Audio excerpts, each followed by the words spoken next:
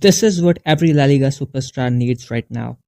And to make it clear, I'd like to cover all the prominent faces from majority of the big clubs.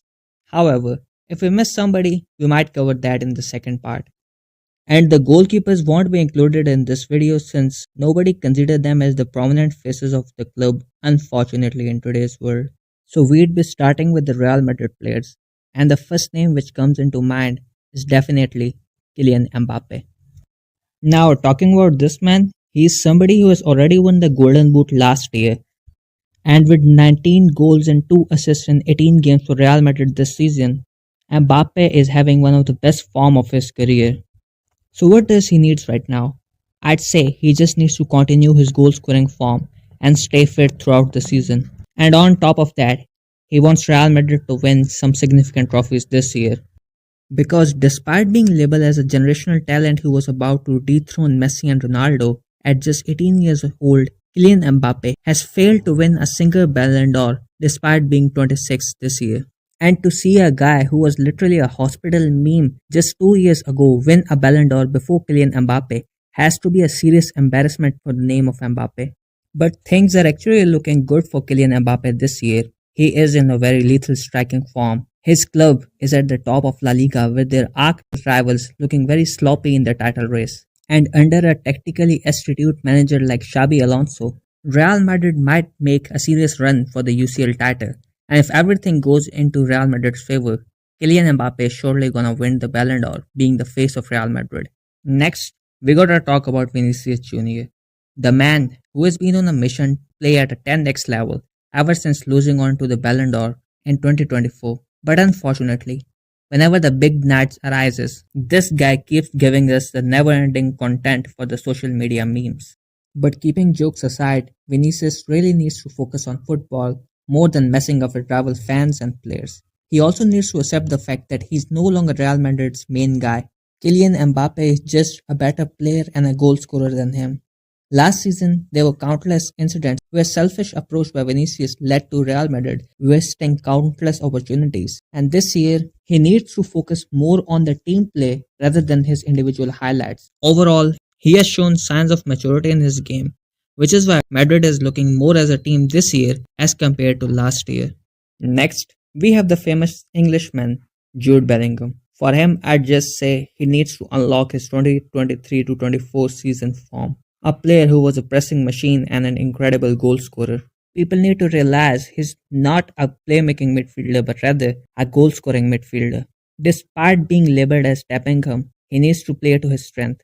Instead of staying deeply, he needs to attack the box more often, a strategy which has worked for him and Real Madrid in the past and would surely happen again if executed perfectly. Our next player is underrated Brazilian Rodrigo, somebody whose career has been fluctuating from signs of brilliance to struggling to adapt at a new position other than the left wing for around 6 seasons now. Under Xabi Alonso, Rodrigo has turned into a bench warmer, and you can seriously not blame the coach because playing a midfielder instead of Rodrigo is a cheat code which has worked to perfection, except a few games. And honestly, him being a bench warmer is the most likely outcome for the rest of the season. Rodrigo has two options in front of him. Either stay at Real Madrid, win the trophies by contributing massively as a super sub in the important games, or jump the ship immediately, join a big club in Premier League like Arsenal or Chelsea, having a vacant left wing, and be a superstar, since he is having a talent at least as equivalent as Vinicius Jr. The first approach is something which helps Real Madrid, while the second approach is something which is for his individual career. At the end, upon him to decide whatever he wants. Let's come to Barcelona, and we have to start with Lamine Yamal over here. First thing he needs is discipline. He was being labelled as Neymar by the end of last season, and suddenly he has started following Neymar for all the wrong reasons.